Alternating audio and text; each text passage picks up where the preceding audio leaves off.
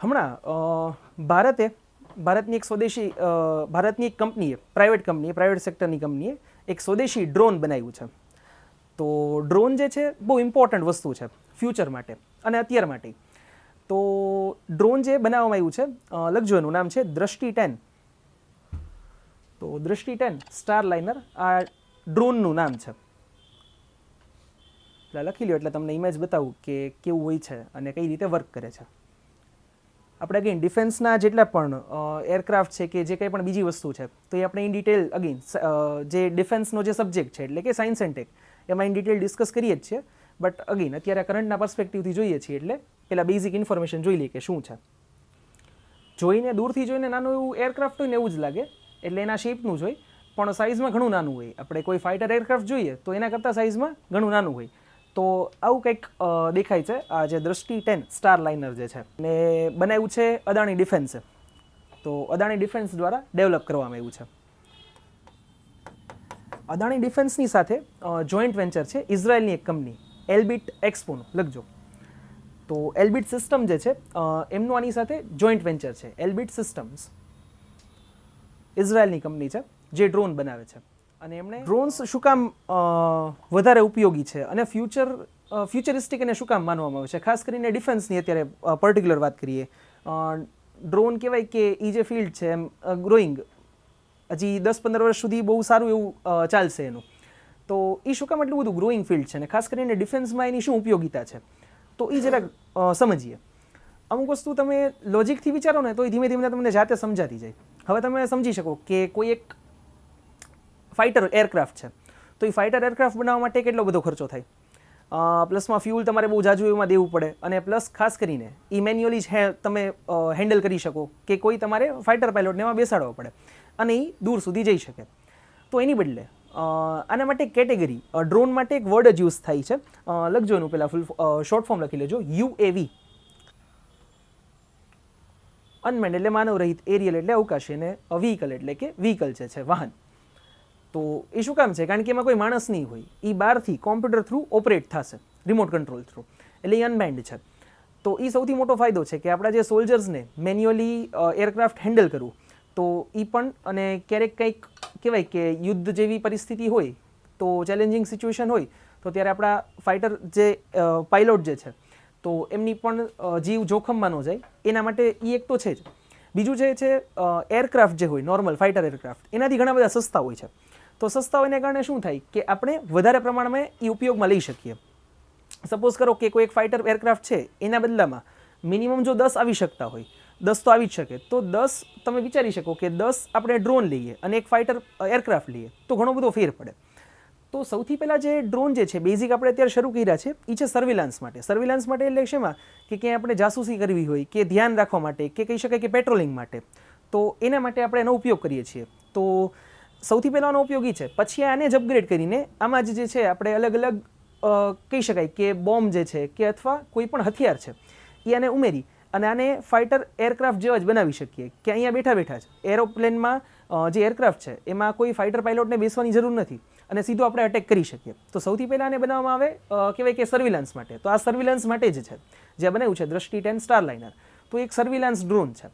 આને જ શું થશે કે ફ્યુચરમાં થોડો ટાઈમ આને યુઝ કરી અને આને જ અપગ્રેડ કરી અને આનામાં જ જે અલગ અલગ કહી શકાય કે હથિયાર ઉમેરી અને આને એક કહી શકાય કે અટેકિંગ ડ્રોનમાં કન્વર્ટ કરી નાખશે.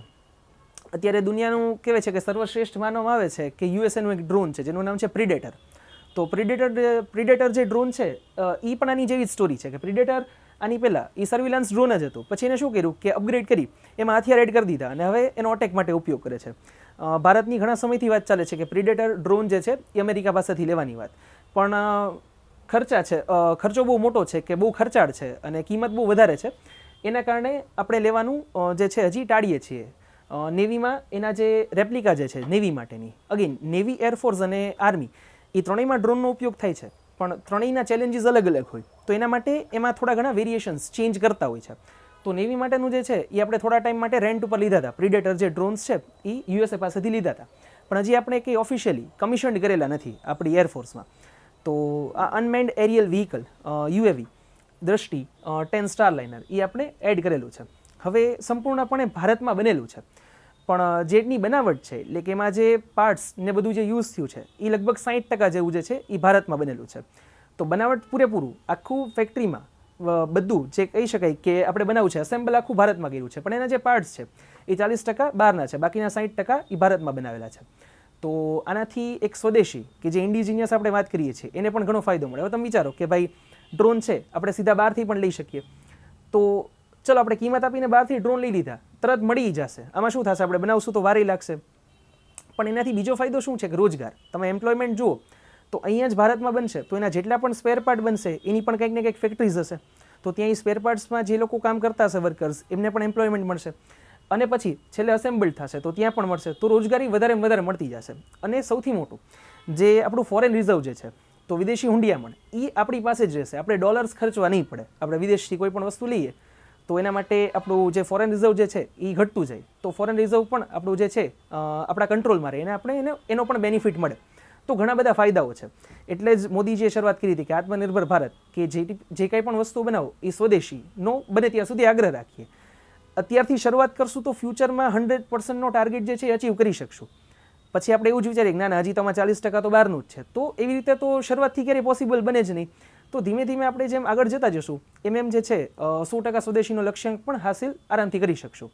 શું થાય કે સમજો કે કોઈ એક સ્પેર પાર્ટ પર્ટિક્યુલર કોઈ કંપની બનાવે છે, કોઈ ફેક્ટરી બનાવે છે, એની પાસે થોડોક પ્રોફિટ થશે, એની પાસે થોડાક પૈસા વધશે, તો એ શું કામ કરશે, બીજો સ્પેર પાર્ટ એના જેવો હશે, એના રિલેટેડ હશે, એ બનાવવાનું શરૂ કરશે, તો એની ફેક્ટરી નાખશે, અગેન બીજા લોકોને એમ્પ્લોયમેન્ટ મળશે, અને એ સ્પેર પાર્ટ જે આપણે બહારથી આયાત કરતા હતા, ઇમ્પોર્ટ કરતા હતા, એ અહીંયા બનવા માંડ્યો. તો આખી જે છે ને લોંગ ટર્મ પ્રોસેસ છે, કોઈ એક દિવસમાં ચેન્જ ન આવી શકે. આ ટ્રાન્સફોર્મેશનની પ્રોસેસ છે, તો ઇટ ટેક્સ ટાઈમ, થોડો ઘણો ટાઈમ લાગે. તો આખી જે જર્ની છે એ થોડા સમયમાં આપણે અચીવ કરી લેશું કે ડિફેન્સ ક્ષેત્રે આપણે આત્મનિર્ભર ધીમે ધીમે બનીએ છીએ. લખજો એની જે કાર્યક્ષમતા છે એ લખી લઈએ કે એ શું કરી શકે. તો 36 કલાક સુધી કન્ટિન્યુઅસલી હવામાં ઉડી શકે એમ છે.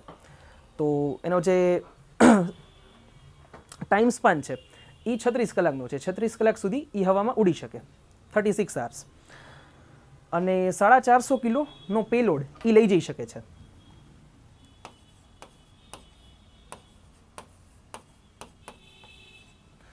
પેલોડ એટલે કે વજન. તો એને આપણે કંઈક ઇન્સ્ટ્રુમેન્ટ કે કંઈક ઓબ્જેક્ટ્સ આપવા છે જાસૂસી માટે, તો 450 કિલો સુધીનો પેલોડ જે છે એ પોતાની સાથે ઉડીને લઈ જઈ શકે એમ છે. તો લખી લેજો 36 કલાક સુધી ઉડી શકે છે અને 450 કિલો જે છે પેલોડ લઈ જઈ શકે છે.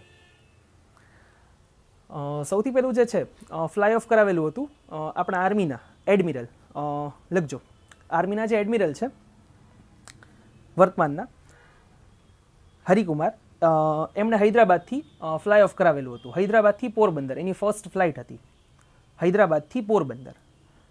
આર્મીના એડમિરલ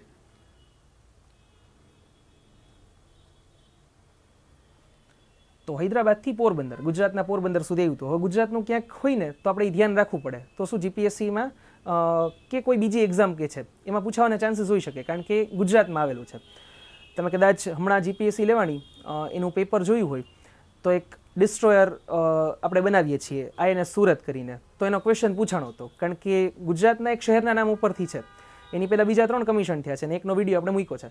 તો સુરત જે હતું તો એના ઉપરથી ક્વેશ્ચન પૂછ્યો, કારણ કે ગુજરાત રિલેટેડ છે, તો પૂછાવાના ચાન્સીસ થોડાક વધારે. તો ગુજરાતનું કંઈ પણ હોય થોડું ઘણું તો એ એક છે ખાસ ધ્યાનમાં રાખવું. એટલે એની ફર્સ્ટ ફ્લાઇટ હતી હૈદરાબાદથી પોરબંદર, એટલે ગુજરાત ક્યાંક ને ક્યાંક એમાં ઇન્વોલ્વમેન્ટમાં છે, તો પૂછાવાના ચાન્સીસ હોઈ શકે જે અપકમિંગ એક્ઝામ્સ જે છે આવે છે એમાં.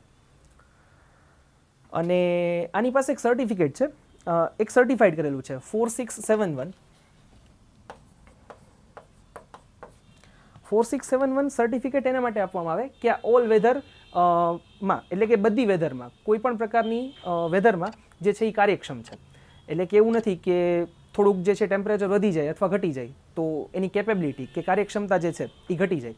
ઓલ વેધર કન્ડિશનમાં, બધી કન્ડિશનમાં એ ઉડી શકે અને કાર્ય કરી શકે.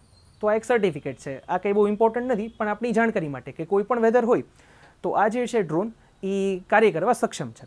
તો આ માહિતી હતી સ્વદેશી ડ્રોન દ્રષ્ટિ 10 સ્ટારલાઇનર માટે. ડન.